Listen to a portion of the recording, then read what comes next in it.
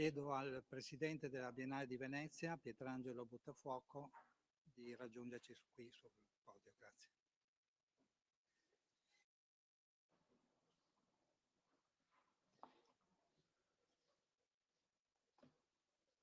Ringrazio Alberto Barbera, ringrazio la sua squadra e tutto il personale della Biennale. Siamo pronti per la realizzazione della 82esima mostra e, caro Alberto, voglio fare solo un nome tra tutti noi al lavoro prossimamente già da adesso al Lido, ed è quello di Roberto Saoner. Voglio ringraziare lui per tramite suo una storia generazionale che conferma per la Biennale l'importanza della mostra in una storia di 130 anni di lavoro della Biennale qui a Venezia. E ringrazio quindi le istituzioni, il Ministro della Cultura Alessandro Giuli, ringrazio la città di Venezia, la Regione Veneto, la Soprintendenza Archeologia, Belle Arti e Paesaggio per il Comune di Venezia e Laguna, ringrazio i nostri vicini di casa, ovvero la Marina Militare e tutti coloro che contribuiscono alla migliore e sicura riuscita della mostra del cinema. Ringrazio dunque tutti gli sponsor dell'82esima mostra, i main sponsor Campari, Mastercard, Cartier, Armani Beauty e Lexus. Quindi grazie a ITA, a De Longhi, Intimissimi, Repower, il Consorzio Tutela del Vino Conegliano Valdobbiadene Prosecco, Telios, Major Events Media, Canon ed RTL 102.5. Ringrazio la RAI, che è broadcaster della Mostra del Cinema e media partner della Biennale di Venezia.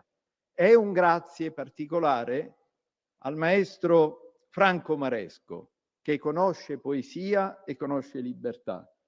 Un grazie a Maresco per avere concesso alla Biennale questo frammento di dedica a Goffredo Fofi, quello che abbiamo assaporato già in un istante. Ed è il senso stesso che il lavoro della Biennale trasferisce in tutte le sue sezioni, a maggior ragione nella mostra del cinema, che Biennale Cinema è stato sempre quello nel suo proposito di sostenere la qualità cinematografica in una prospettiva futura e nel senso proprio dell'arte. Non a caso, e mi piace ripeterlo continuamente, mi piace subito fare la precisazione, specialmente con gli amici e i colleghi di lingua inglese, che questa è una mostra, non un festival. E la mostra sotto questa luce, così come negli ultimi anni, attraverso la struttura di Biennale Cinema, si è impegnata in un ambito particolare, che la pone in una condizione più aperta, ed è come un transito di linde nuvole, che è quello di portarci alla speranza, la speranza proprio del cielo in assoluto più blu. Ed è diventata sempre di più, e lo vediamo ogni anno al Lido, un punto di riferimento per le giovani generazioni, perché accanto ai pubblici storici, ovvero gli specialisti, gli appassionati veneziani, i cinefili che arrivano da ogni dove, quello che più si segnala e che ci dà soddisfazione nel nostro lavoro di Biennale è cresciuto sempre di più il pubblico giovane, perché i numeri stessi ce lo confermano. La presenza di 2.300 studenti universitari che si sono accreditati, e tutto questo conclama la presenza di un popolo straordinario sempre più numeroso.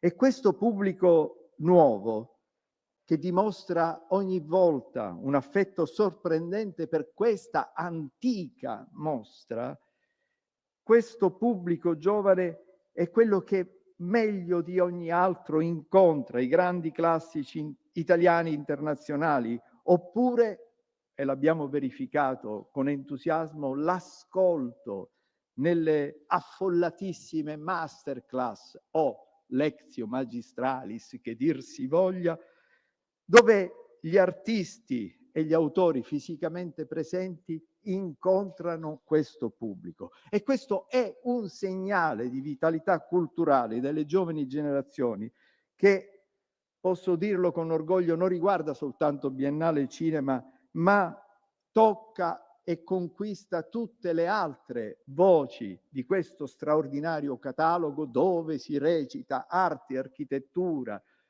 teatro, musica, danza, cinema, e nel lavoro, e qui ne siamo presenti, dell'archivio che quotidianamente costruisce il lavoro di questa istituzione. E quindi fuor da retorica, giovani, fuor da retorica la presenza di un pubblico fresco, è un fenomeno importante e delicato che va incoraggiato. E per questo la Biennale si vuole avvicinare sempre di più a questo fenomeno per accompagnarlo allo sviluppo successivo.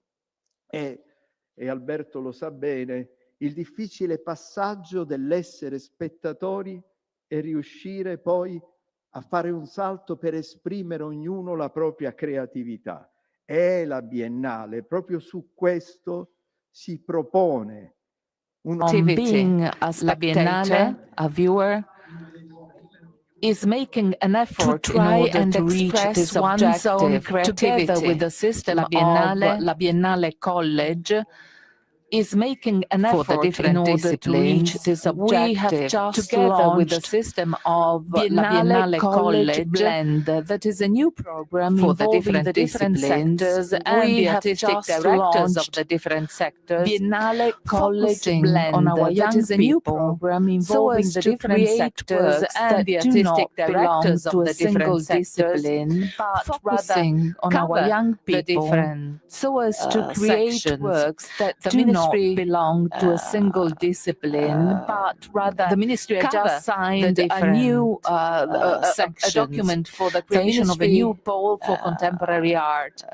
And I would like the ministry has just signed a new a document for the creation of a new pole for contemporary art. The Arsenale and I would like to inform you the new headquarters of the historic archive of La Biennale di Venezia will be inaugurated. A place for research, experimentation, the new headquarters of the historic archive of La Biennale di Venezia will be inaugurated. A place for research, experimentation, young people who come to Venice. Production center as they come to. It is aimed at all those young people who come to Venice. We believe that these projects, as they come to make us believe in the growing of these young, we believe that these projects, scholars, make us believe in forests, growing of these young, with faith in their growth, in the future growth. We have to be brave in order to believe in this growth. Faith. And as it is with for the different in their growth, in the future growth, we also have to be brave in order to believe in this growth. Alberto Barbera, with its talents, as it is for the different surprises, sections of La Biennale, with the newly awarded film festival, with its director, we give evidence of the fact that dreams can become truth. With the newly awarded being brave helps you cultivate we give evidence of the fact that dreams can being awarded truth. In this workshop, being brave helps you cultivate because this is the heart of the question. This is being awarded. The critical spirit in this workshop helps us to do. We find an expressive, because this is the heart of the question. This is what realization the critical spirit, the poetry of a world. We find an expressive, the contemporary world that is realization impacted by the damage of a world created by itself. This brave approach to art can respond to our thirst for culture. It can help build a shelter for those who had their homes destroyed by war. And it can provide the truth to those who have only been lied to. Cinema can bring knowledge to people. We have art that can give back conscience to all of us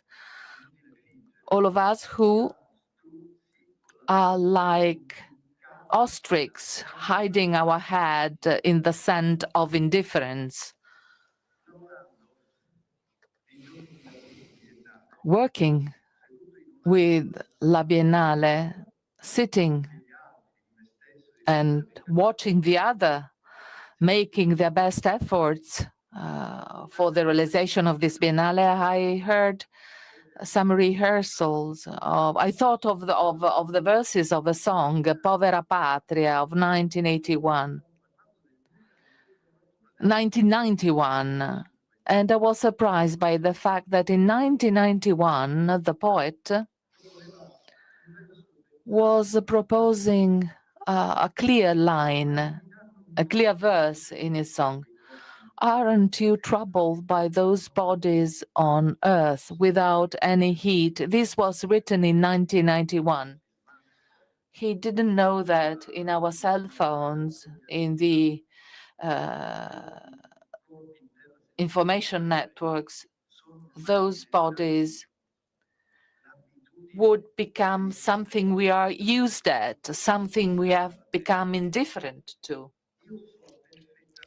something we can neglect. I know that in Alberto Barbera's work, we will have a forging of knowledge, a forging of culture, the basis for an active citizenship in our thinking community, with the sky of freedom above us, freedom to allow us keeping our feet, and I'm quoting Raffaele Fior, in order to keep our feet on clouds.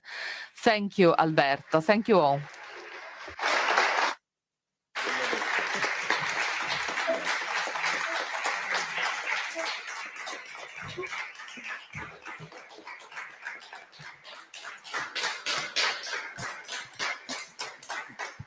Allora, grazie Presidente.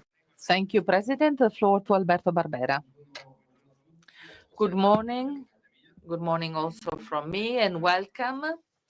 Welcome back to the annual presentation of the Film Festival program. Every year I promise I will be shorter. I will try this year as well.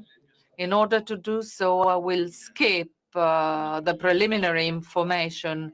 I will spare you the ritual list of numbers on the films that have arrived, the 360-degree selection, the alternation of great masters and emerging talents, and the graphs on gender percentages, which, however, are in the press kit for the fans of these things. So no figures, and let's start immediately with the list of invited films. I would remind you that we have already announced a number of programs, Final Cut in Venice, for example, and the participation of the 3 focus countries in Venice Production Bridge, Morocco, Great Britain, and Chile. We have already announced the project participating in the 9th edition of the Venice Immersive, that has become and will continue to be the reference competition in the world for all those who deal with this form of expression, virtual art, and its possibilities to create. From this moment onward, also distribution, because we are starting to put the foundations of a distribution market for immersive Venice. We have already announced the films in the Orizzonti short film section. I take the opportunity to remember the tribute to the film school founded and directed by Jane Campion, A Wave in the Ocean. We will present the 8 short movies produced by the students in this 10-month course. The 8th short film was sent in competition to the Orizzonte Corti. Let us start with the selected movies that have not yet been talked about. Biennale College Cinema. 4 films have been produced this year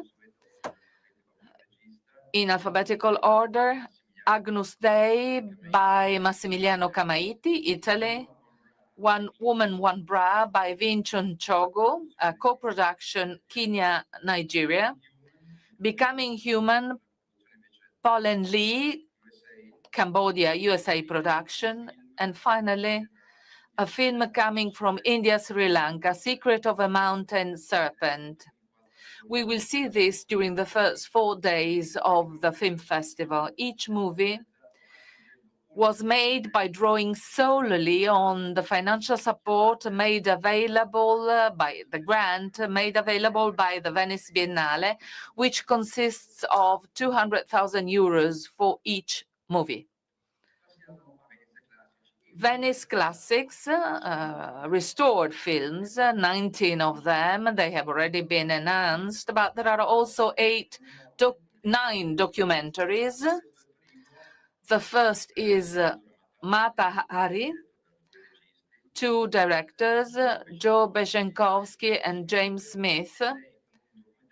It is a documentary on the film that David Carradine has been shooting for years and never finished, starring his daughter, Callista. Elvira Notari, Oltre il silenzio, Valerio Ciriaci, a documentary reconstructing the life and career of the first Italian female film director, as well as the most prolific, with a production that counts over 60 feature films and hundreds of short films and documentaries between 1906 and 1930, most of which, unfortunately, were lost. The next documentary is Louis Malle Le Révolté by Claire Douget, a tribute to the director who we remember for winning the Golden Lion in Venice with Atlantic City, ex aequo with Gloria by Cassavetes in 1980. Memora dello Solvidado, Xavier Espada, a beautiful reflection on the second unforgettable film by the young Buñuel. Megadoc, the backstage shot on the set, directed by Mike Figgis, on the set of Megalopolis, the unlucky movie by Francis Ford Coppola. Borman and the Devil, a documentary by David Kittredge dedicated to an unlucky part of the sequel of The Exorcist. Borman spent his time on this project that is one of the biggest commercial failures for Warner Brothers, but it is also a reflection on creative freedom and the value of a visionary filmmaker like Borman, often misunderstood. Holofiction. A few more words to explain this very strange movie realized by Mikhail Kosakowski. It is a 100-minute film essay with music and no dialogue, which reconstructs the history of the Holocaust using only fragments, very short fragments, of over 3,000 films and series released between 1938 and today, which staged the genocide of the Jews. An 8-year work which finally sees the light and questions in a radical way the representability of the Holocaust, which is the great question. Sangre del Toro by Yves Montmayor is a passionate and celebratory portrait of one of the most visionary directors of contemporary cinema, Guillermo del Toro. The Ozu Diaries by Daniel Reim, an exciting reading of passages from Ozu's diaries while the images of his film scroll. Following section, Spotlight, Venice Spotlight, a new title for this section. It is the 5th edition of the competition that awards a prize decreed by the public, supported by Armani Beauty. There are 8 films in the selection. Gira by Shahad Amen, from Saudi Arabia, a co-production with Iraq, Egypt, and UK. It is the second film by the director who won an award at the SIC in Venice in 2019 with Scales.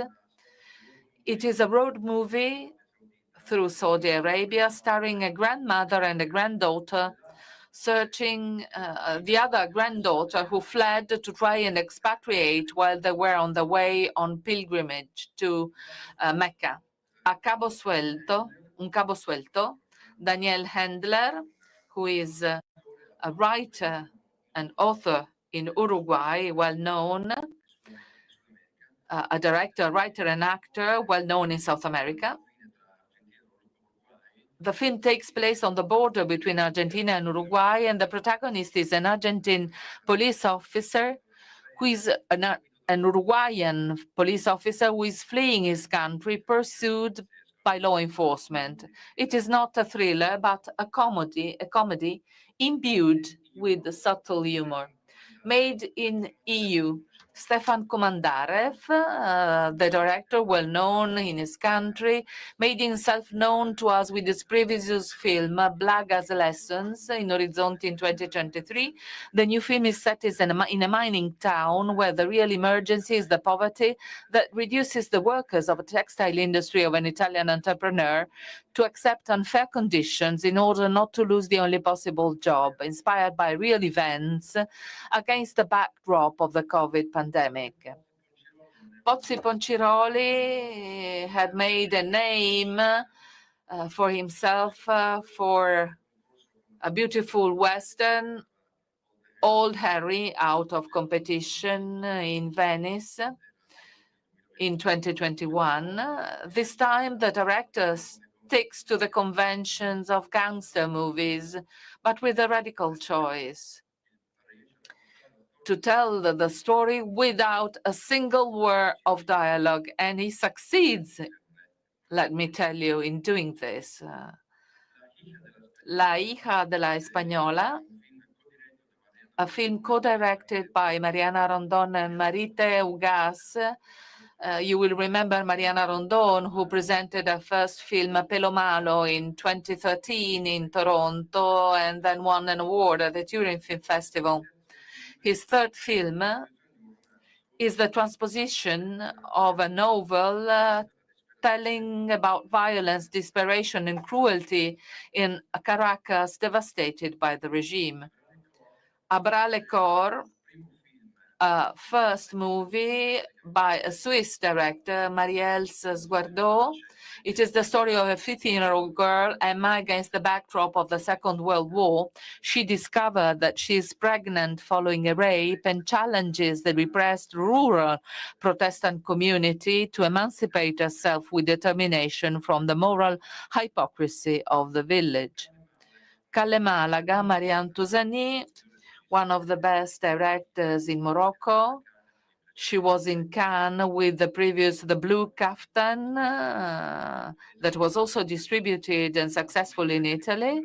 It is a comedy that rests entirely on the shoulders of the great actress Carmen Maura. After 40 years spent in the Spanish Quarter, in the Spanish neighborhood of Tanger, the protagonist is evicted by her daughter who needs to sell the house to support her children in Madrid. Determined to take back what is hers, the protagonist goes on the counterattack.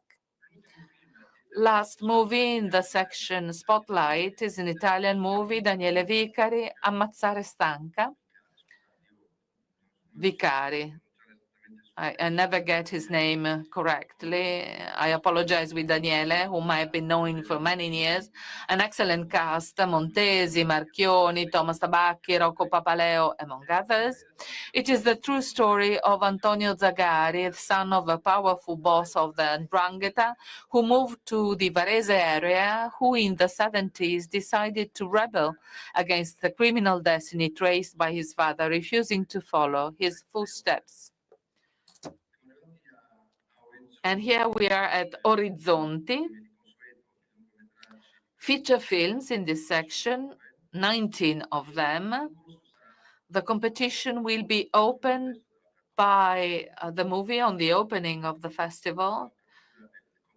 together with the main competition by this movie, Mother, by Teona Strugar-Mitevska, a co-production between Belgium, North Macedonia, Sweden, and Denmark, an international co-production for a well-known director. She was in Venice with the Prisio movie, the unconventional portrait of Mother Teresa of Calcutta, played by Numi Rapace, the result of a 15-year research to restore the truth of a controversial, ambiguous, and not without contradictions character.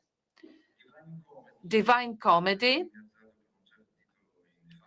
I will not pronounce the title in Farsi, by Ali Asghari, the Iranian director Ali Asghari, who studied in Bologna after his degree in Tehran. He comes back to Venice, where he had already been twice, in 2014 with a short film and in 2017 with a feature film, in competition at Orizzonti. Not unlike the previous ones, this film also reflects on what it means to be filmmakers, artists today in Iran, between censorship, bans, bureaucracy, tailings, and police raids.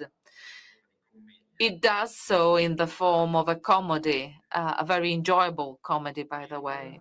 Hiedra, the first film from Ecuador in competition in Venice, the third feature film by the director, who is well known abroad, the dramatic story of a mother looking for the son she abandoned after birth. An Italian movie in Orizzonti, coming back, Carolina Cavalle. She was in Venice with Amanda a few years ago, a unique case of a debut that has obtained wide international distribution. This is a second movie with Benedetta Porcaroli as the protagonist, and there is a lot of expectation for her new movie.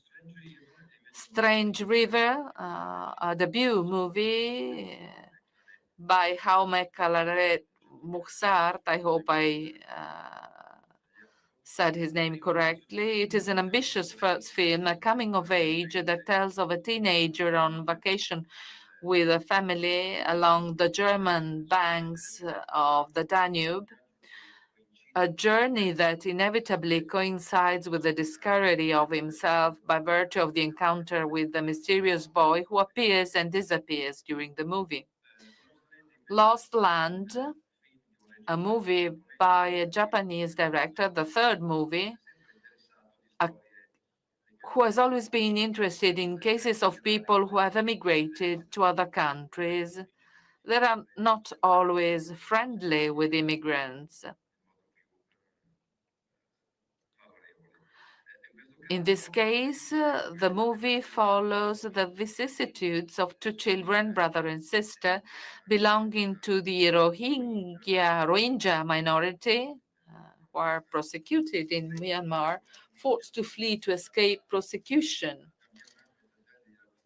from Myanmar, trying to reach Malaysia through Bangladesh and Thailand. The film begins as a documentary, but from the moment it takes on the point of view of the children who remain alone at a certain point, it also takes on almost a fairy tale dimension. Grand Ciel, debut film of the Japanese director who studied in Paris, Akihiro Ata. He graduated from FEMIS in France, in Paris. This is his first film, and it is a strange combination of elements of social denunciation and references to science fiction cinema. Rose of Nevada is a movie by a British author, a science fiction film, although set in the realistic context of a small fishing village in Cornwall with a stellar cast that includes George McKay and Callum Turner, the most famous, internationally renowned actors, British actors. late fame, Kent Jones is the second feature film by Kent Jones, former film critic and collaborator of Martin Scorsese. He relies on a consummate producer like Christine Vachon and an exceptional performer like Willem Dafoe to tell the story of a former poet whose work is rediscovered by a group of young New York artists. Milk Teeth is the second movie of a director who made a name for himself in the Orizzonti section a few years ago, in 2022, with his movie To the North.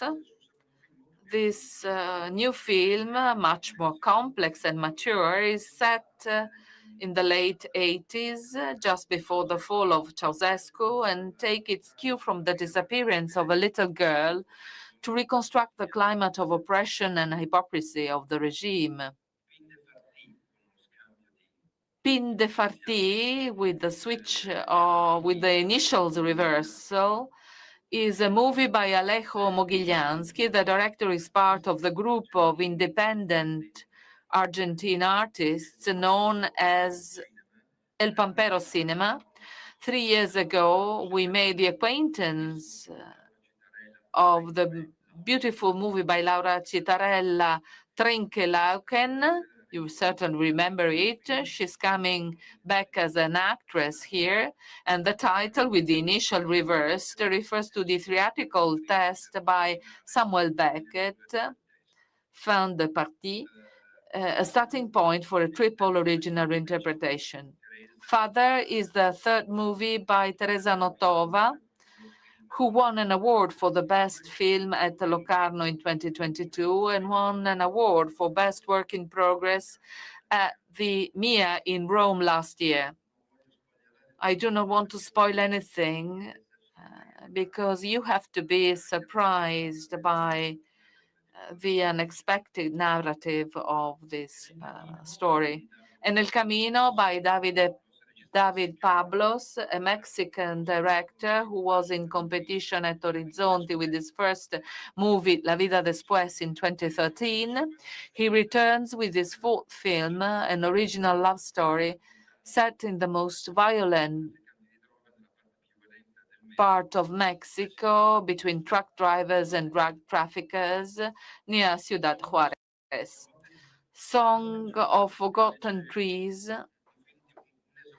is a debut movie by a young Indian director, Anuparna Roy, who tells with great delicacy and sensitivity the story of two modern female roommates in Mumbai, forced to measure themselves daily with the irreducible machismo of a society prisoner of behaviors and habits that are difficult to eradicate.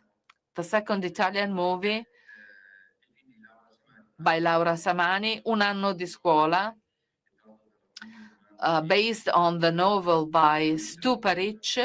While the novel was set in Trieste in 1919, Laura Samani sets it in Trieste in 2007.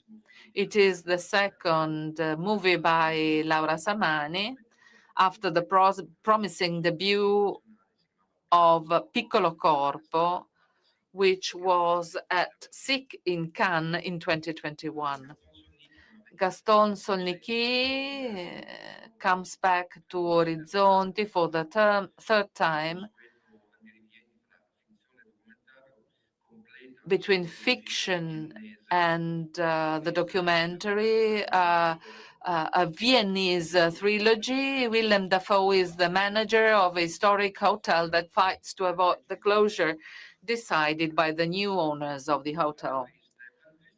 Barrio Triste is the first feature film by Stills, a photographer and director of Colombian origin, well known for his music videos, many of which are extremely innovative,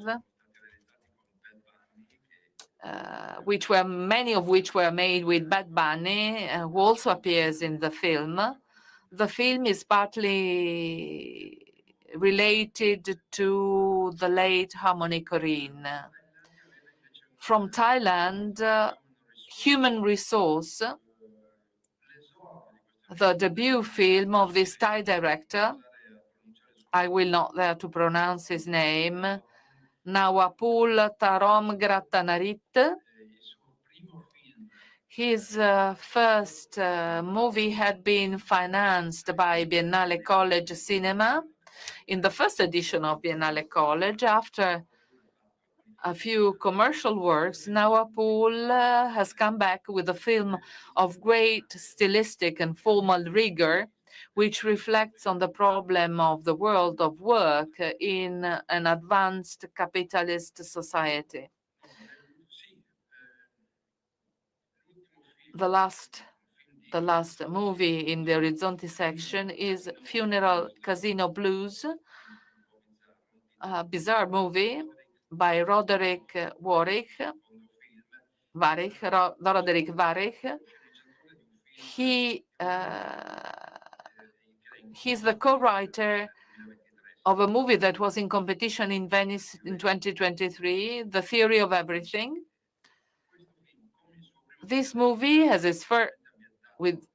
first film as a director, is entirely set in Bangkok, a sentimental melodrama, a film of social denunciation, besides and above all, a film of doubles and ghosts in the tradition of the cinema of those countries. This was for the Orizzonti competition. And then we have out of competition, starting with the 3 short films we are presenting out of competition. One has already been announced. It is the short by Jan Artus Bertrand that will be screened at the pre-opening of the Venice Film Festival, together with the restoration of Queen Kelly. It is an act of love for Venice and a strong reminder to reflect on the delicacy of its ecosystem that risks disappearing. The second short is by Rachid Bouchareb, co-produced by France. While waiting for a next feature film on the same theme, Bouchareb has made this short, 21 minutes, with archive pieces on the nuclear tests carried out in the Sahara Desert by France during the occupation of Algeria, with damage to health and the environment that still remain, and for which France has never acknowledged its responsibility. The last short, out of competition, is the latest work by Charlie Kaufman, a peculiar director,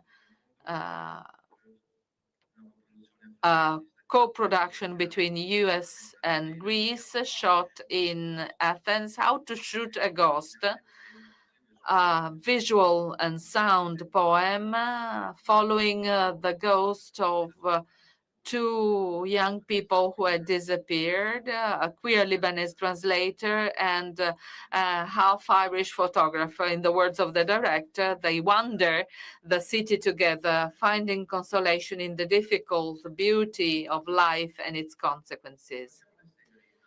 Series. Out of competition, 4 series this year. One will only have 2 episodes, Portobello by Pier Giorgio Bellocchio. Pier Giorgio is trying to complete it with Fabrizio Gifuni as a protagonist. The other series instead are presented in full. Un Prophète by Enrico Artal, an 8-chapter series inspired by Jacques Audiard's masterpiece, which won the Grand Jury Prize in Cannes in 2009, and is written by the same screenwriters of that film. Enrico Artal collaborated to the writing of the film, a French production that has been entrusted to an Italian director, He became known in Venice with his first film in 2013, Il Terzo Tempo, and then returned to competition in Orizzonte in 2023 with Il Paraiso, which deserved 2 awards, Best Actress and Best Screenplay. A new series by Hagai Levi. He was in Venice with this previous series in 2021,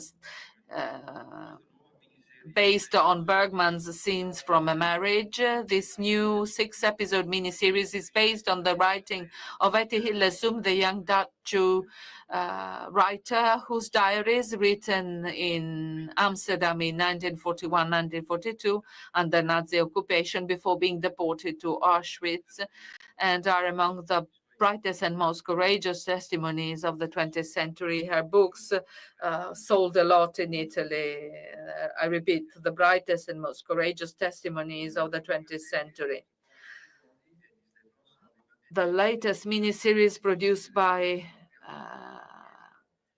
Stefano Sollima, Il Mostro, The Monster, 4 episodes, a reconstruction based on the original documents and the investigation in the so-called Monster of Florence case, a cold case, as they say, a detailed reconstruction of involving the first suspects who were condemned and then turned out not to be guilty. Maybe Sollima will tell us something about the follow-up, because it stops at the eve of the coming on the scene of Pacciani. The Italians will certainly remember about him. Another section, a small section, music documentary. Every year, the festival presents at least one documentary about a singer, songwriter, or a band. This year we have 4 of them, so we have decided to dedicate an entire day to the relationship between cinema and music. The first is Nino, 18 giorni. The first is the unconventional portrait of one of the Napolitan singer-songwriters most loved by the public, not only in Italy, Nino D'Angelo. And the documentary was made by his son, Tony D'Angelo. Piero Pelù, Rumore Dentro. Piero Pelù was the frontman of the Liftiba, who had to withdraw after an accident that made him a victim of acufenes.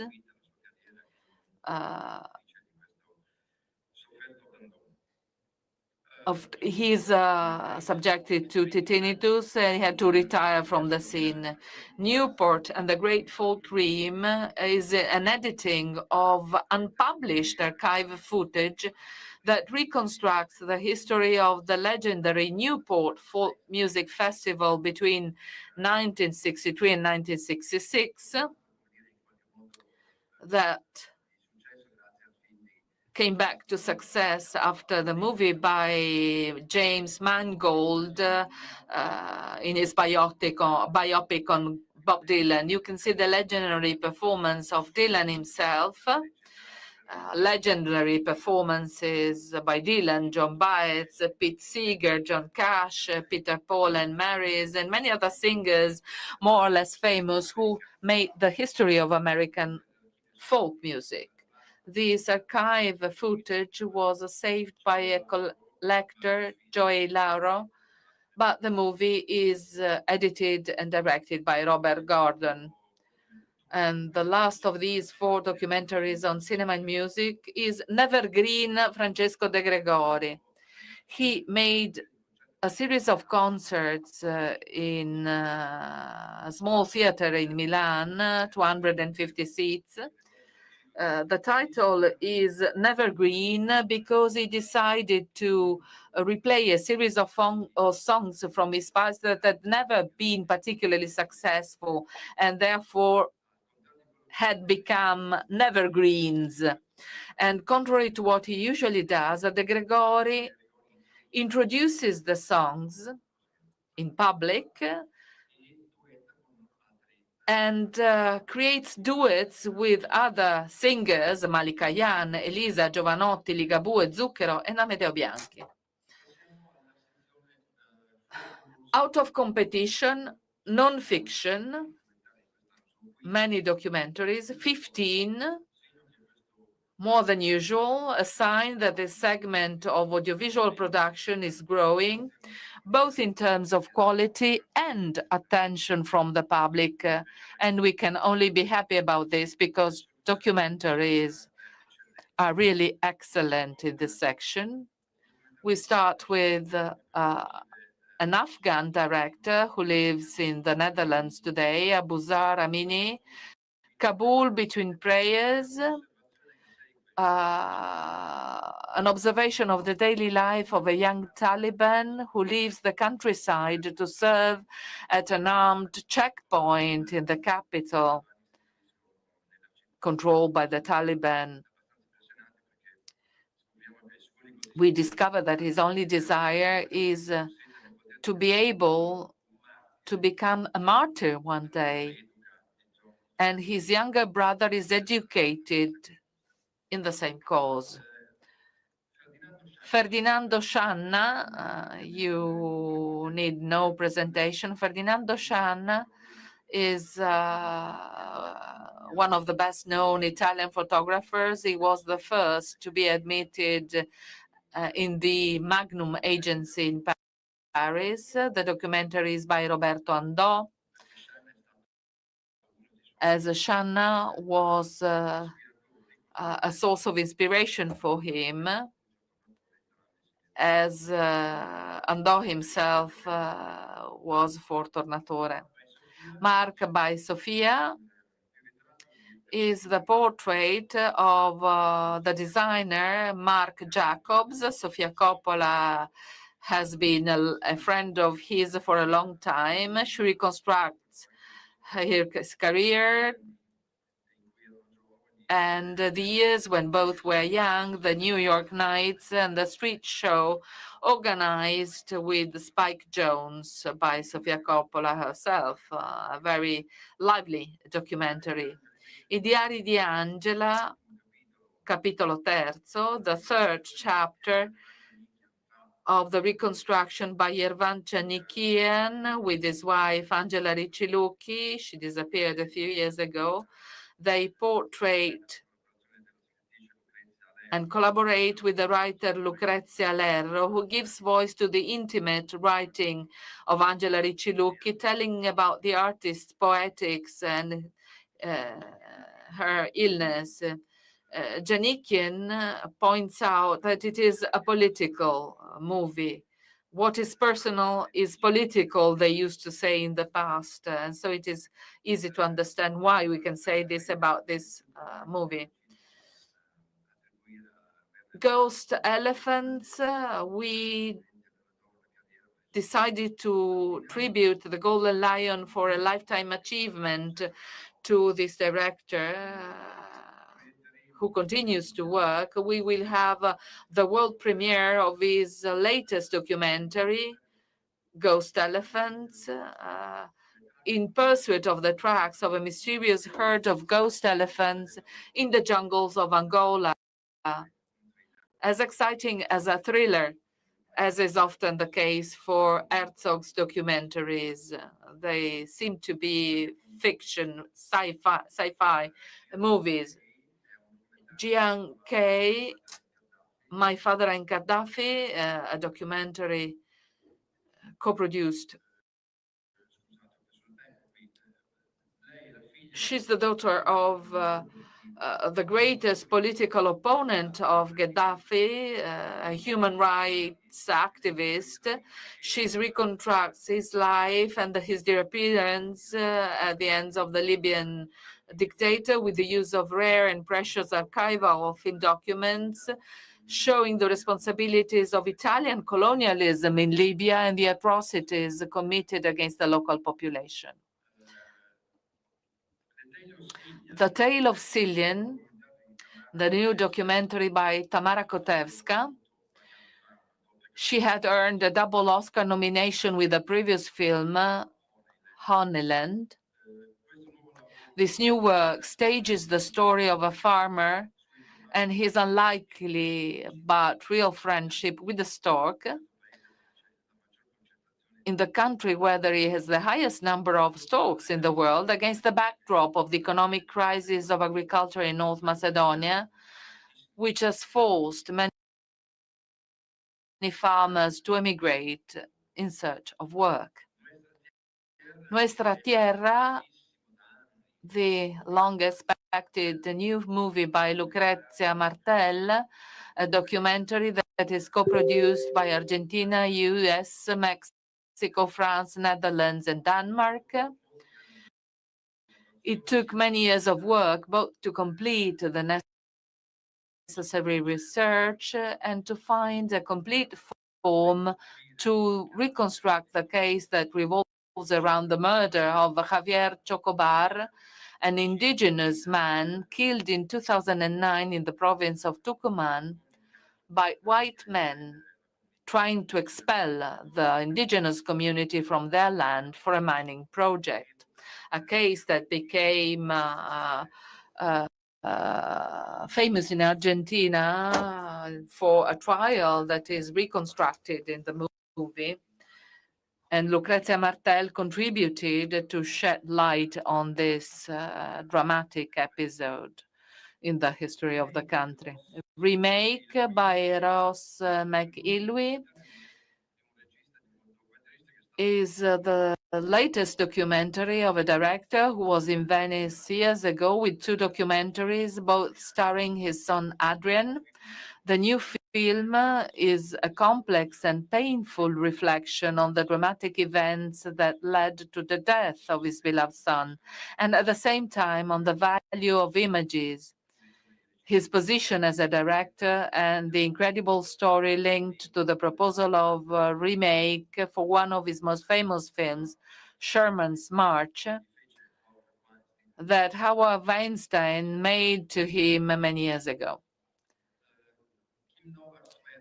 Kim Novak's Vertigo by Alexander Philippe, realized on and with Kim Novak. It is thanks to Alexander that we got in touch with Kim Novak, who was attributed the 2nd Golden Lion for Lifetime Achievement. Alexander Philippe last year won the award for the best film on the film The Texas Chainsaw Massacre by Toby Hopper. This is a portrait of this extraordinary interpreter. Cover Up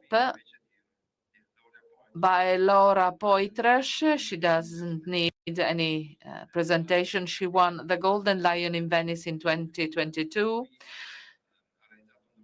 It is a portrait with Mark Obenhaus, a portrait of one of the most famous American investigative journalists, Seymour Hersh.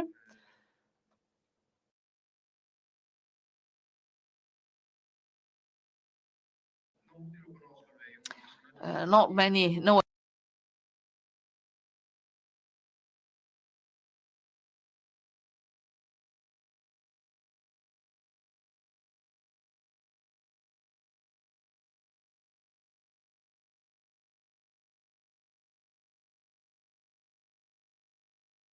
about him. He's shy and obsessive.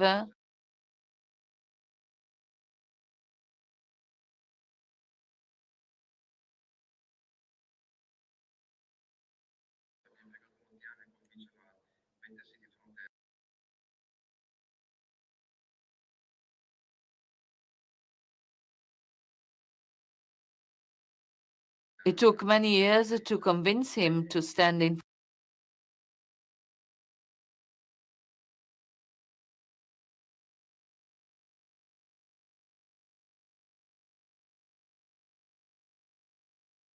front of a camera. Seymour Hersh is the author of the most important reports in the 1950s in the US. starting from his research on chemical weapons trials in the 1950s, banned by Nixon in the following years, but also the famous the famous story of My Lai, the massacre of My Lai with Abu Ghraib, or the numerous misdeeds in South America by CIA, and many others.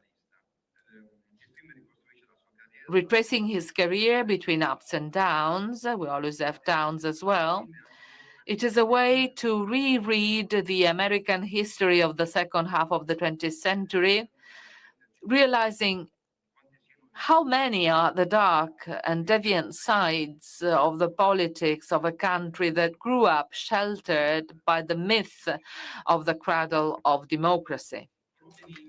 Broken English is a documentary dedicated to Marianne Faithfull. In the months preceding her death, the two English artists, who are also a couple, organized a series of interview sessions with the former singer, set in a very original context of fiction films, entrusted to the conduction of two great actors such as Tilda Swinton and George Mackay, with great use of archival footage and photographs of great interest. Notes of a True Criminal is a documentary by Alexander Rodnyansky and Andrei Alferov. We know Rodnyansky, a great international producer of some of the most important movies awarded in the most important European festival. He was sentenced in absentia to 8.5 years for his statements against the invasion of Ukraine. Rodyansky was born in Kiev, but he lived in Moscow for many years. He had his company there. He was forced to run away from Russia, not to be jailed. With this documentary, he tells the stories through archive footings of the Second World War, documentaries, his own documentaries and images from scientific films directed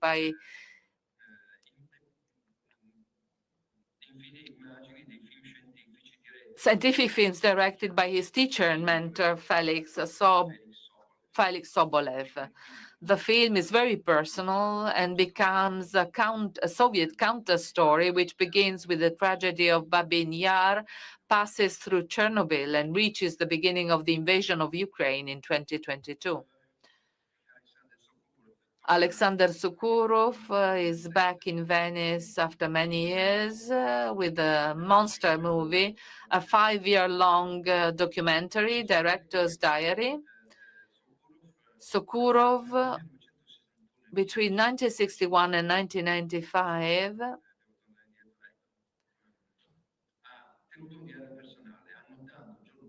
kept a daily diary noting large and small events, not only for the Soviet Union, or small daily events.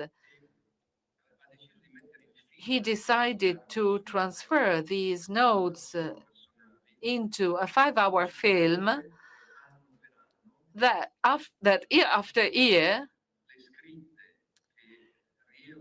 shows excerpts from popular films of the time and but also Soviet propaganda footage. It is not easy to follow. You have to maintain 3 different levels of reading for this movie, but it is extremely interesting. It talks about our history in the second half of the 20th century. And the last movie in this section for non-fiction, out of competition, is by Tsai Ming-liang, an on-the-road movie in a foreign country in the manner of Tsai Ming-liang, not a single line of dialogue, only fixed shots with which the director observes a space unknown to him, the buildings that dot the landscape and the houses of those who live there. They are the key and in some ways the protagonists of this exploration of cinema's ability to become representation and evocation, even without the need for words. Out of competition, fiction, 11 films. Let's start from the end, that is from the closing film of the festival that we had not yet announced, a French movie, Chien 51, Dog 51, by Cédric Jiménez, an action movie director. He directed the French remake of French Connection, Back North as well. He shoot a movie on the 5 days following the Bataclan tragedy. This is an adrenaline-pumping sci-fi thriller set in Paris in a dystopian near future with a really stellar cast that includes Gilles Lelouch, Adèle Exarchopoulos, Louis Garrel, Romani Dury, and Valeria Bruni Tedeschi. A high-tension festival finale, highly spectacular. Then, in the usual alphabetical order, for the directors, Sermon to the Void by Hilal Baydarov. Maybe you remember him. He was in competition years ago. He comes from Azerbaijan. He was in Venice in 2019 with the movie Mother and Son. In the meantime, he has found a mentor who believes in him a lot, Carlos Reigadas. No need to present him. And he returns to Venice with a fascinating and hypnotic visual poem entirely shot in the desert, Searching from the Meaning of Life, a film that does not contain a single realistic image because they are all electronically processed and colored.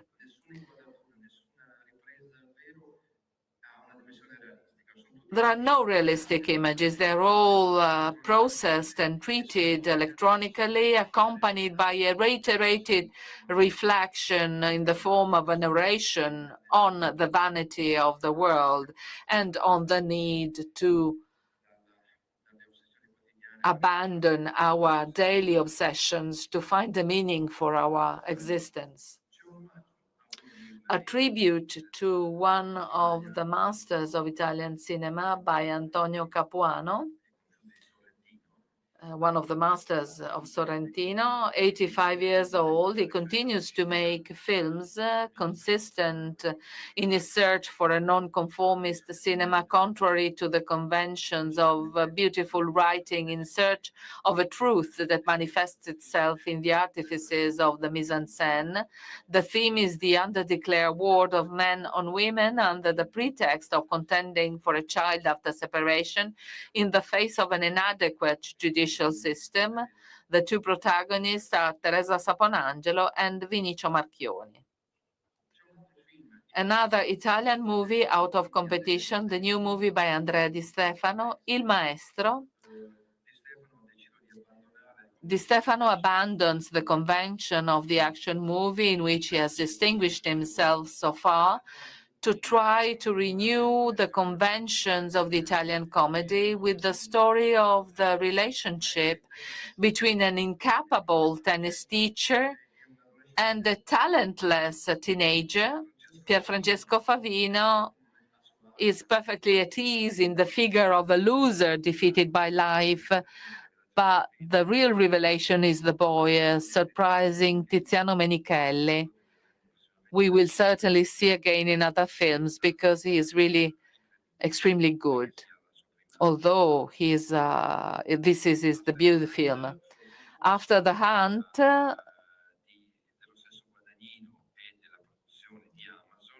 because of a decision by Luca Guadagnino and Amazon production out of competition, another all-American film for Luca Guadagnino, although the film was entirely shot in London.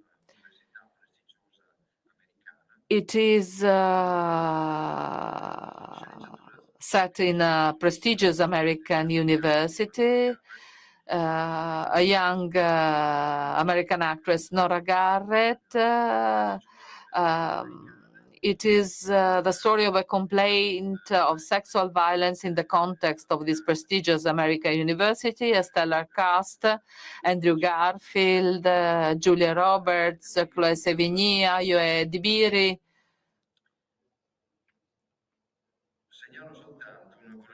Allow me to tell that this first time that Julia Roberts will step on the red carpet of the Venice Film Festival, so we are very happy to have her in Venice. Mamoru Osoda, I am not a passionate of Japanese action movies. He is one of the greatest animation movie producer. After his movie is entitled Scarlet, it has been bought by Sony for the worldwide distribution. It is the story of a princess determined to avenge the death of her father, a murdered king. There are many references to Western tragedies, Shakespeare in particular, and it takes place largely in a dimension that is defined the land of the dead, where those who do not carry out their revenge risk vanishing into the air. I let you discover this masterpiece by a master of animation. The Last Viking. Anders Thomas Jensen is a prolific Danish screenwriter. He won an Oscar for one of his first short films. This is a dark comedy, a surreal journey that mixes dramatic, comic, and grotesque tones in search of a hidden treasure after a robbery, which ends in the most extravagant of ways. Among the protagonists of a prestigious cast, Danish actors, Matt Mikkelsen stands out, the most celebrated actor in that country, and he was very famous internationally. He comes back to Venice. He was here last year with an out-of-competition movie.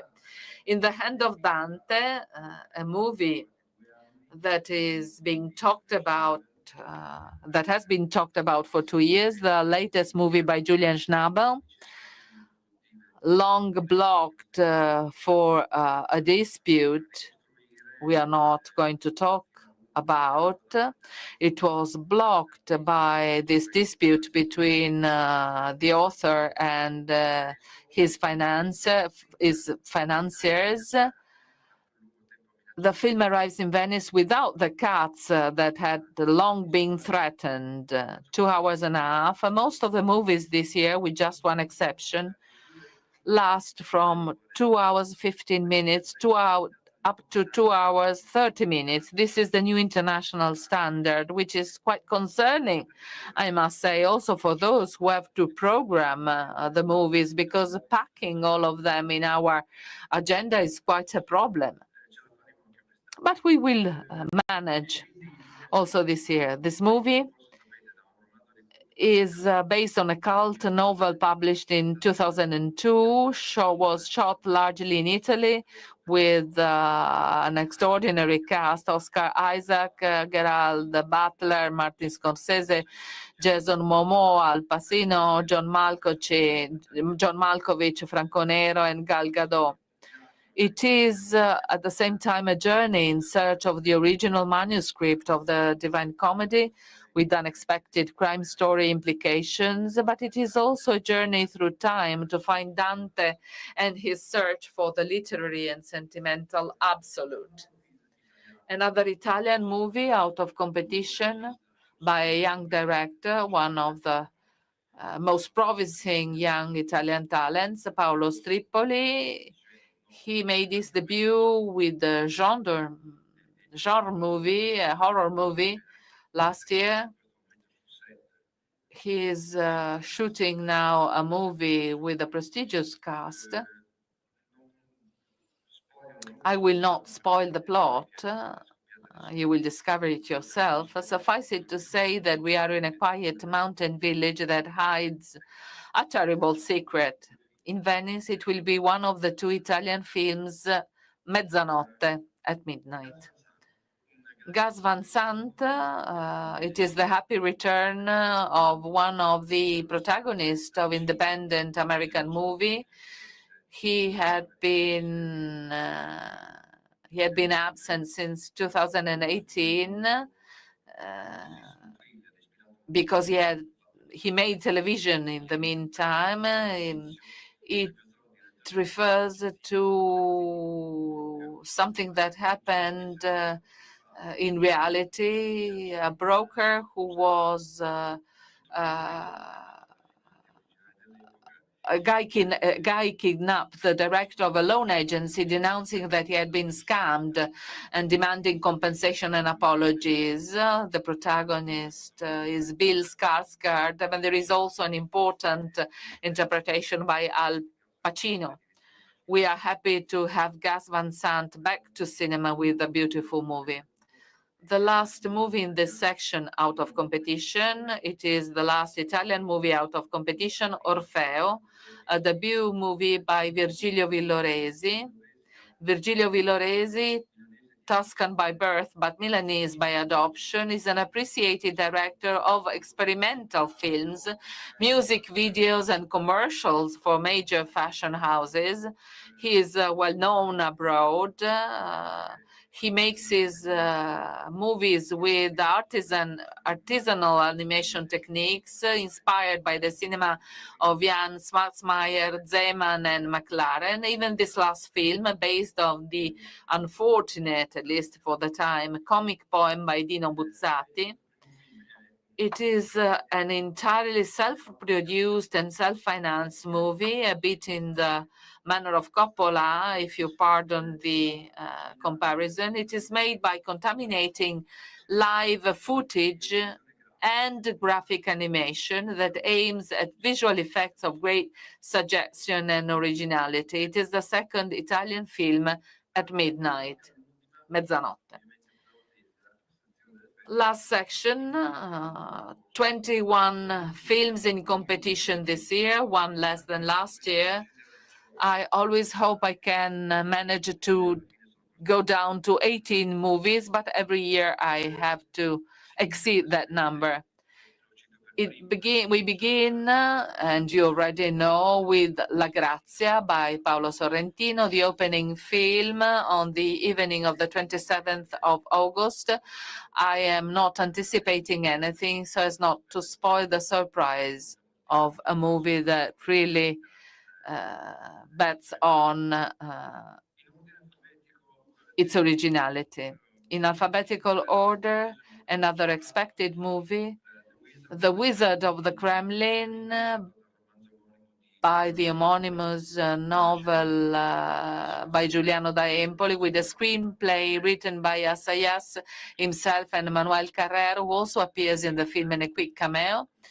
As I imagine you all know, the film tells the irresistible rise to power of Putin through a fictional character of his spin doctor, played by an extraordinary Paul Dano, while Putin is an equally impressive Jude Law.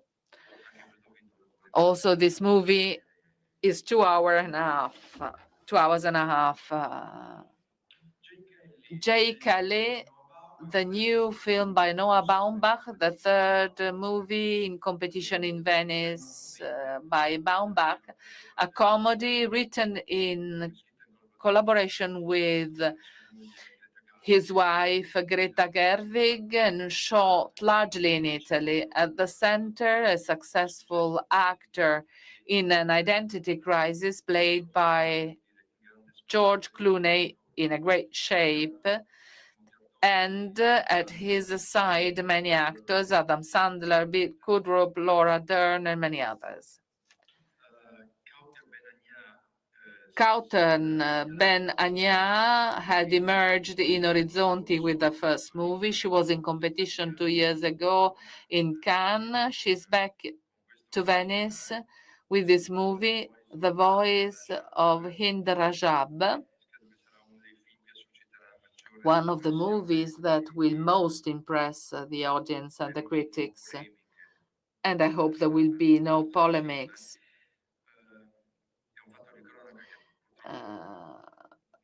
A sad event you will probably remember, referred to by many media. On the 29th of January 2024, the Red Crescent volunteers receive an emergency call. A 6-year-old girl is trapped in a car in Gaza with her uncles and cousins under fire from Israeli soldiers. She begs to be rescued. She's the only survived in the car. I am moved if I think of the movie. While trying to keep her on the line, the volunteers of the Red Crescent try to do everything they can to get an ambulance to her, using the authentic existing audio recordings of the telephone calls between the girl, the volunteers of the Red Crescent, the uncle who lives in Germany, and the mother who lives close to the place where the event took place. Kautar Benania reconstructs the tragic episode. The telephone calls are authentic, I must remember this. House of Dynamite, different dimension, the expected comeback of Catherine Bigelow.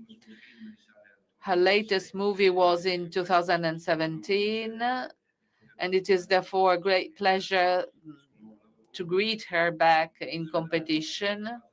Revealing something of the plot would be doing a disservice to the film, which works on the fears that are as contemporary as possible, those related to the senseless use of atomic weapons. The evocation of the possibility of a nuclear catastrophe, however, is not produced through exhibited carnage, but in the daily details of lives being broken. More is better not to say. You will discover it yourself. The Sun Rises on Us All, a Chinese movie, the coming back of a director we know, Chai San-jung. In 2011, he was in competition in Venice and he won the Silver Lion for Best Director with his film People Mountain, People Sea. It returns today with a social melodrama set in present day, which questions the ethical and moral values with two stars of the Chinese cinema, well known not only in cinema, Chin Chilei, who was, among other things, the protagonist of the first and only TV series by Wong Kar-wai, Blossom Shanghai, that was extremely successful in the Southeast Asia. Frankenstein by Guillermo del Toro, one of the most discussed movies. We know that for 10 years, Del Toro had been trying to make the movie from Mary Shelley's novel, which has always been a source of inspiration for him. A stellar cast again: Oscar Isaac, Jacob Elordi, Christoph Waltz, Mia Goth, and Charles Dance, among many others. Expect something very spectacular, since Netflix has not skimped on the means made available to Guillermo's creative imagination. Elisa by Leonardo di Costanzo is the second Italian movie in competition in Venice for his fiction feature film. Leonardo Di Costanzo worked on a book by one of Italy's leading criminologists, Adolfo Ceretti, Gingio, for his friends, in collaboration with Lorenzo Natali, another criminologist. The book is entitled I Wanted to Kill Her, Io volevo ucciderla, and a very successful novel, and is a true story of a murderer who killed her sister and tried to do the same with her mother, perhaps also with her father. And the true criminologist met her in jail and convinced her to admit her responsibility. She had refused to recognize us until that moment. The two criminologists support the so-called restorative justice, an extremely topical theme. A pied d'oeuvre, the seventh movie by Valérie Donzelli, the first time in competition in Venice. There is a novel at the basis of this movie, a successful novel in France, not translated in Italian, the story of a successful photographer who abandons everything to devote himself to writing. He discovers that he has suddenly become poor and has to invent a way to survive in order to achieve his goal. He lives in a basement, a case of resilience to try and materialize one's own dream.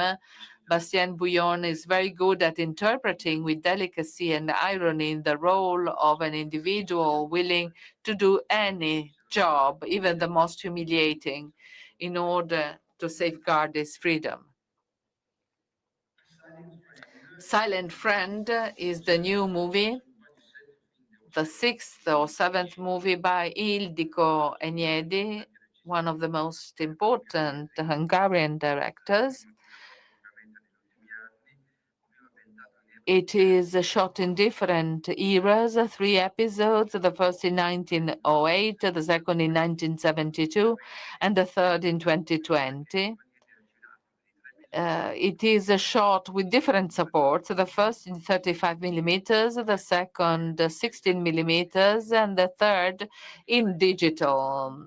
They all revolve around the idea that plants and the vegetal world have a decisive influence on humans and can help determine the existence. In addition to many German actors, the film was shot entirely in Germany, in the Botanical Garden in Marburg and in Cologne. In the first episode, we find Tony Leung as a protagonist, the actor we awarded with the Golden Lion for a lifetime achievement a couple of years ago. And then we have Lea Seydoux in a small role, but above all, a gigantic centuries-old ginkgo biloba tree, which is perhaps the authentic protagonist of the film. The Testament of Anne Lee, the new movie by Mona Fastvold, the third movie, written with her husband, Brady Corbett, and also shot in 70 millimeters, but like The Brutalist, but slightly shorter, 2 hours and a half as well. A sort of musical that reconstructs the existence of the founder of a religious sect of the 18th century. Their name was the Shakers, which is why it is a musical, who, starting from Europe, put their roots in the United States, where some followers still survive today. There are not many followers of this community that had very rigid rules. Some of them acceptable, some others quite questionable, like absolute castity. You will discover it. Father, mother, sister, and brother. The first time, Jim Jarmusch, he was never in Venice before. It seems incredible.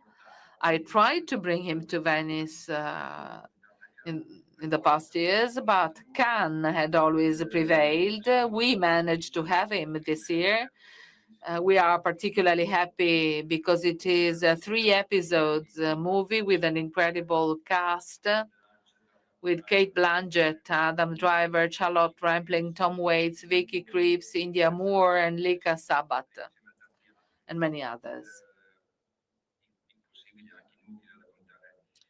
Useless to tell you the story in the movie. It deals with the family relationship, parents and children, with irony but also tenderness, as is typical of Jarmusch. Bugonia, a much expected movie announced on the media. Yorgos Lanthimos was in competition in Venice 3 times, winning a Coppa Volpi for Best Actress, Olivia Colman for The Favorite, and the Golden Lion for Poor Things.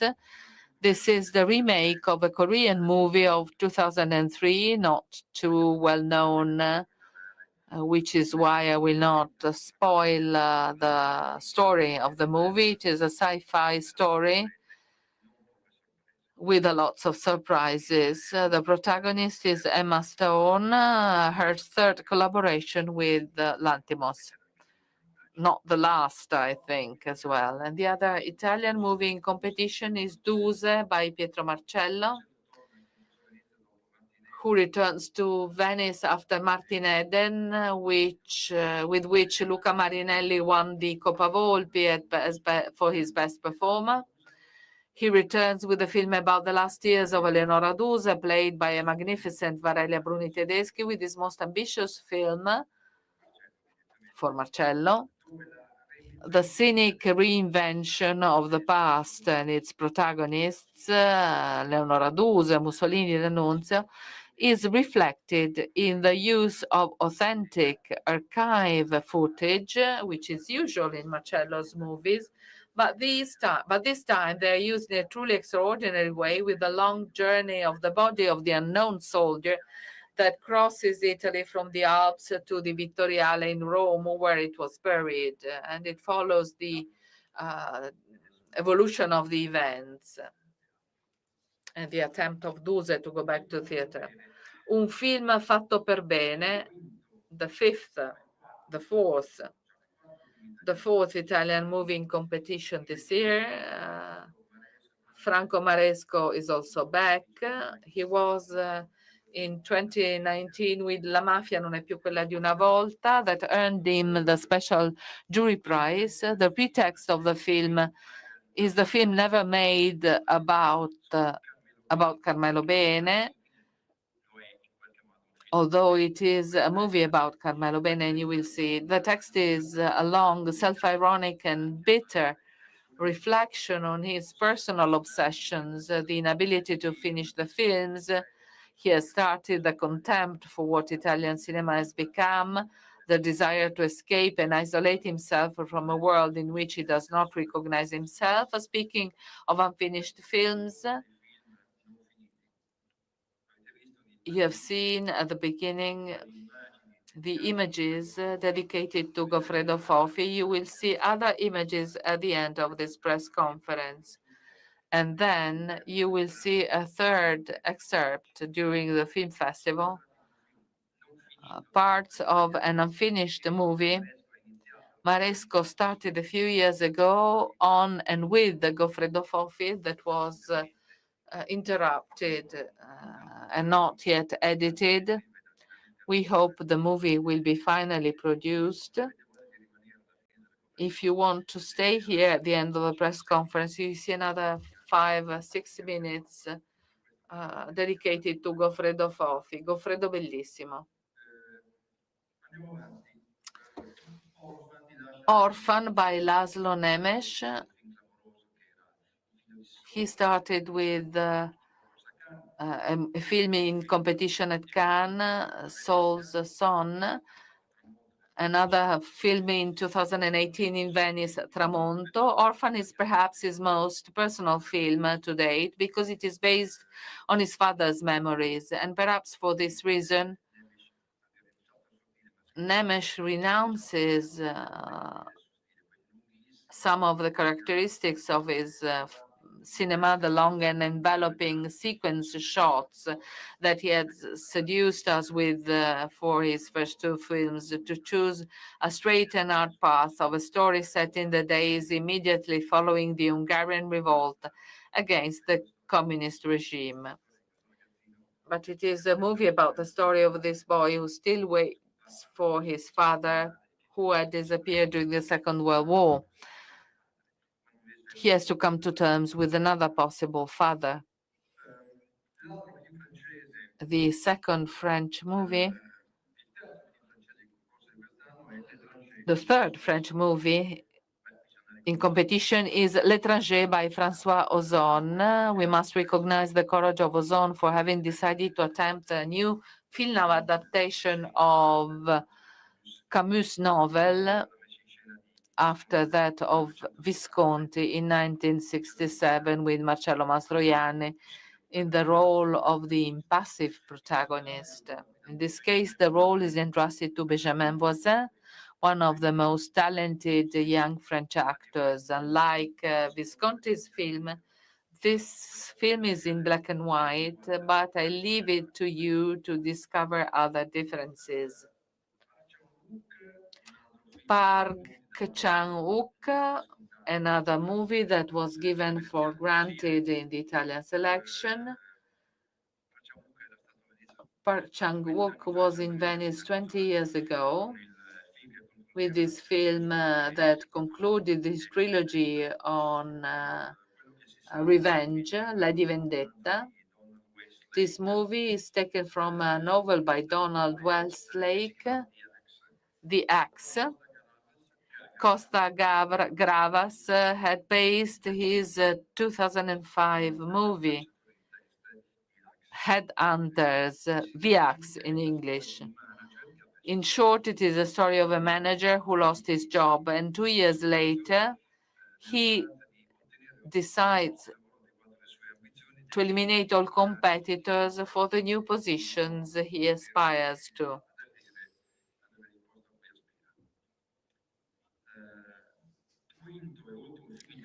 Fifth and last Italian movie in competition, Sotto le nuvole, Gianfranco Rosi. There is certainly no shortage of documentaries on Naples, but just a few escape the temptation of local color. Rosi's new film is an exception, not only because it is shot in black and white.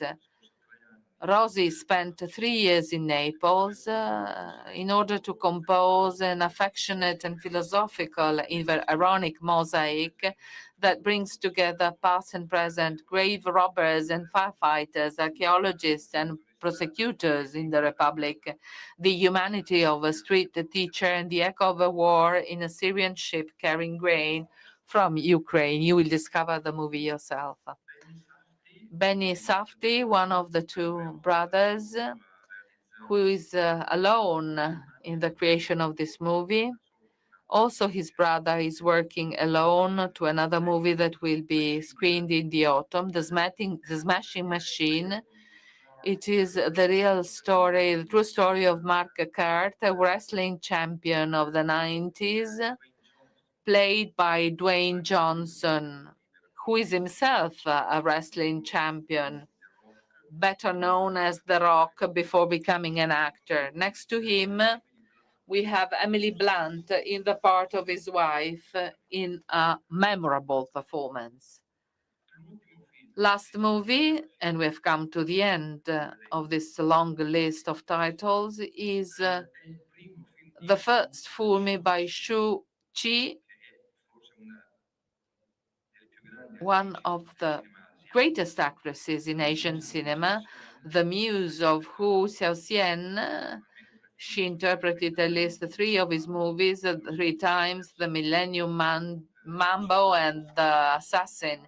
Shu Qi wrote it over a decade and then made it in a relatively short time, immediately after being a juror here in Venice a couple of years ago. It is a film about the condition of women that spans several generations. all the women in the film, mothers, wives, and daughters, resist the different challenges their family of origin, even before society, imposes on them. We have come to an end. Did I forget anything? They tell me that Jean Jarmusch was in Venice in 2003 with coffee and cigarettes out of competition. Many years ago, I must say, my memory is not so strong. A couple of things. First of all, my thanks.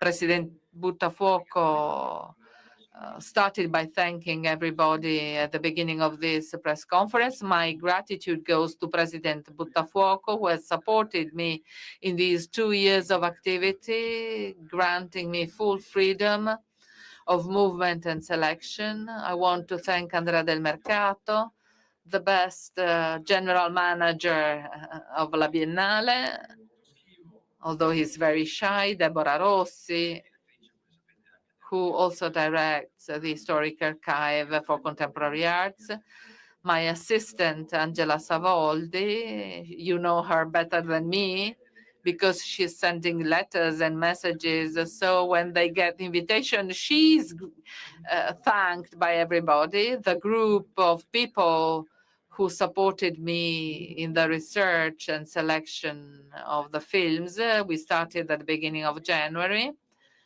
I cannot mention them all, as I cannot mention all those who work in the cinema office. All the girls, they are almost all girls in the cinema office. They are fantastic. Without them, there would be no festival. So my gratitude goes to them. I want to thank Pascal Dio, head of the Venice Production Bridge. I want to thank Savina Neirotti, who manages the Biennale College Cinema. I want to thank Michelle Reyac and Liz Rosenthal, without whom there would be no Venice Immersive Competition. Alessandra Speciale, who holds the strings of Final Cut in Venice. And finally, special thanks to Paolo Lughi, our precious head of the press office.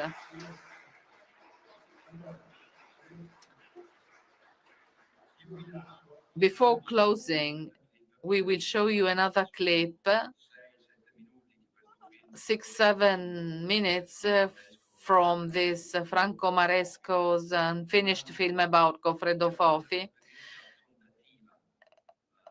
5 minutes that evoke the formative experience that Fofi had with when he moved to Palermo. He joined the group of Danilo Dolci, a writer, a poet, committed to support the poor, the humble, the forgotten. He made a number of food.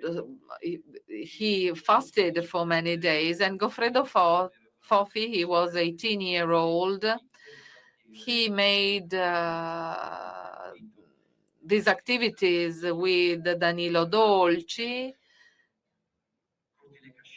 in what used to be Cortile Cascina in the 1950s. Well, Goffredo talks about that experience, the fundamental experience in his life, he says. Not only did he understand the need to be active during your life and not just rejoice your artistic or critical activity. Goffredo became famous for his activities in this sector. He was an extraordinary cinema and literature critic. He started a number of initiatives. He wrote many magazines who are still a reference for our literary culture.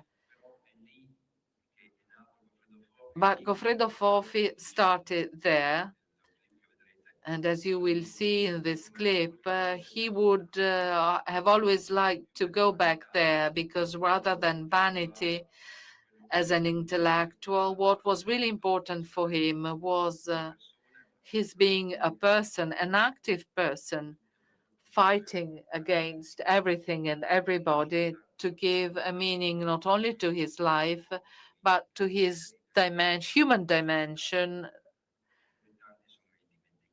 who is part of the society where many people live in total neglection. I invite you to the pre-inauguration of the film festival with the two films I already mentioned, the Bertrand's documentary on the Venice Lagoon and the restoration reconstruction of the latest movie by Erich von Stroheim, Queen Kelly, accompanied by an ensemble of 8 musicians playing a score composed for that occasion. Thank you all for the attention and see you soon, I hope.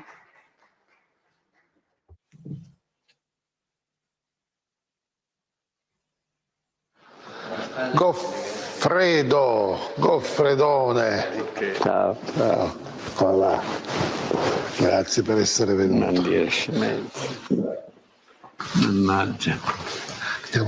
È brutto essere vecchi. Sì. Come è brutto essere vecchi? È brutto. Mi vedi? È brutto essere vecchi. È brutto, siamo brutti. Siamo brutti.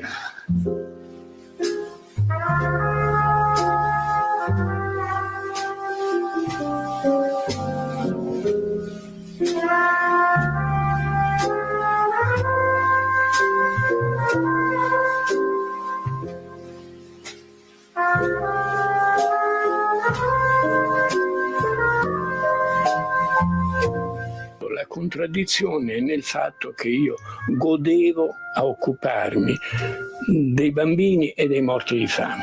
Ecco, era il mio mondo. Sono entrato lì a 18 anni e mi ci sono trovato coinvolto in un modo assoluto, perché Cortile Cascino era questo: i poveri, reietti, marginati e i bambini. Insomma. Lì mi sono costruito le mie idee, anche sulla letteratura, anche sul cinema, anche su tutto il resto. Il resto è venuto veramente molto dopo. E questo è quello che mi manca di più oggi. Se fossi giovane ripartirei da lì, non certo dallo scrivere libri o fare il critico.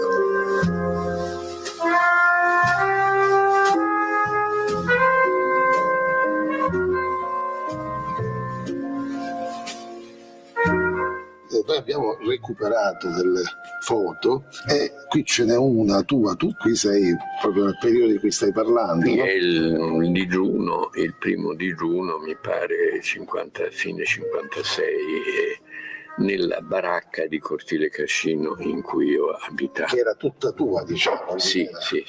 Quando ci fu il digiuno, Danilo arrivò e ovviamente cambiò anche un po' la scenografia, perché voleva, come dire, lui in qualche modo, come dire, gli serviva venire a fare il digiuno a Cortile Cascino perché era il punto più infame di Palermo secondo tutti, e poi perché c'ero io che gli assicuravo una audience, no? Un'attenzione da pazzo, ma ero il garante del fatto che, capito? E quindi io una brandina, lui sul tavolo e digiuniamo appunto quei 7 giorni.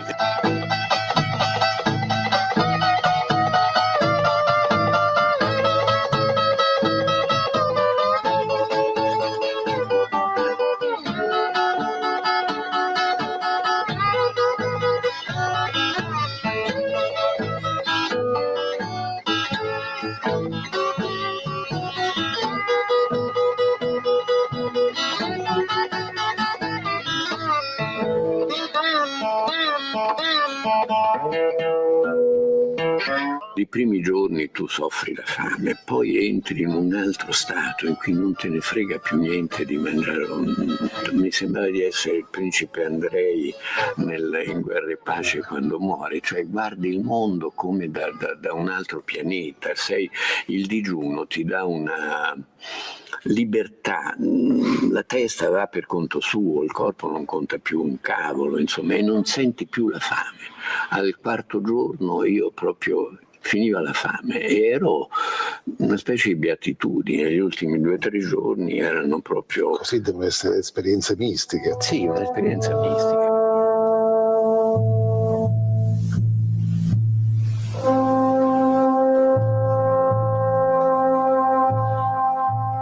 momento chiave della mia esperienza a Cortile Cascina è stato in una baracca a 2 passi dalla mia, più grande perché era una famiglia numerosa, eccetera. Muore una bambina, facciamo una specie di veglia. Nel corso della notte, mentre stiamo vegliando, la bambina è sul letto con un lenzuolo sopra, si sente un crack e gli si spacca la pancia alla bambina e il lenzuolo si copre, insomma ovviamente fuoriescono le viscere, quindi ecco, ovviamente un'impressione enorme. Quando io sono tornato, finita la veglia, diciamo, a un certo punto sono tornato nella mia baracca, io c'avevo un quaderno, quelli neri che c'erano una volta, insomma, su cui pigliavo degli appunti, delle cose che dovevo fare, e ci ho scritto sopra, l'ho ritrovato anni dopo, insomma, ci ho scritto sopra per traverso grosso, proprio chiaramente con rabbia, con una matita con cui proprio da strappare il foglio, ci ho scritto sopra: odio i ricchi. Che mi fa impressione ripensarci, però ti ripeto, per me di tutto quell'anno lì, quello è stato il momento chiave, proprio perché lì ho detto qui no, i bambini devono morire, che cazzo, no?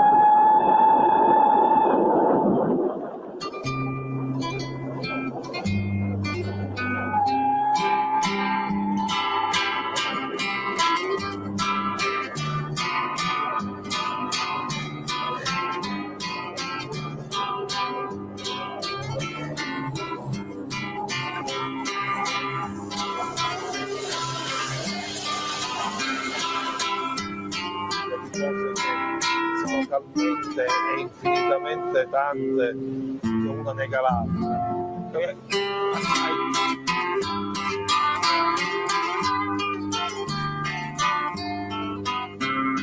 Come si chiama? A Spadaro, il papà di... Senti, quanto tempo mi torturerai? No, non ti preoccupare, adesso ci riposiamo. Abbiamo finito, non ti confondere per l'ultima, io... Lo so che è l'ultima, però se appena le 9:30, tirare avanti così fino a mezzogiorno, no, io crollo, Ma tu devi crollare, perché poi devi, nel senso che così devi...